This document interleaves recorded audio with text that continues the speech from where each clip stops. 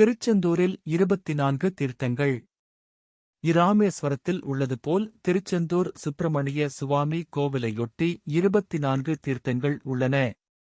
இதில் தற்போது கந்த புஷ்கரணி தீர்த்தம் எனப்படும் நாழை கிணற்றில் மட்டுமே பக்தர்கள் நீராடி வருகிறார்கள்.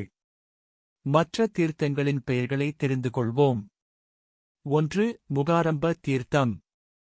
2. தெய்வானை தீர்த்தம். 3. வள்ளி தீர்த்தம். 4. லட்சுமி தீர்த்தம். 5.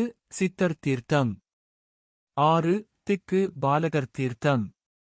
7. காயத்ரி தீர்த்தம். 8. சாவித்ரி தீர்த்தம். 9. சரஸ்வதி தீர்த்தம். 10. ஐராவத தீர்த்தம். 11.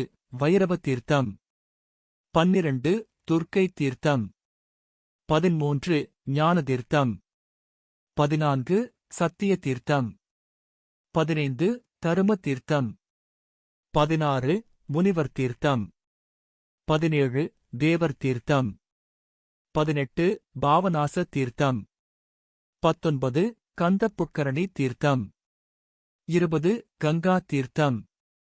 21. சேது தீர்த்தம். 22. கந்தமாதன தீர்த்தம். 23. மாதுரு தீர்த்தம். 24. தென் புலத்தார் தீர்த்தம்.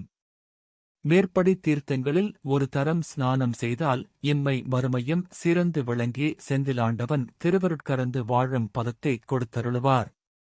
கோவிலுக்குத் தெற்கே 200 கெஜ தூரத்தில் நாழை கிணறு உள்ளது. பெரிய கிணற்றுக்குள்ளே இது ஒரு சிறு கிணறு. ஒரு சதுர அடி பரப்பும் 7 அடி ஆழமும் உள்ள இந்த தீர்த்தம் உவர்ப்பு அற்ற நன்னீராக காட்சி தருகின்றது. இதற்கு கந்தபுஷ்கரணி என்றும் பெயர் வழங்குகிறது.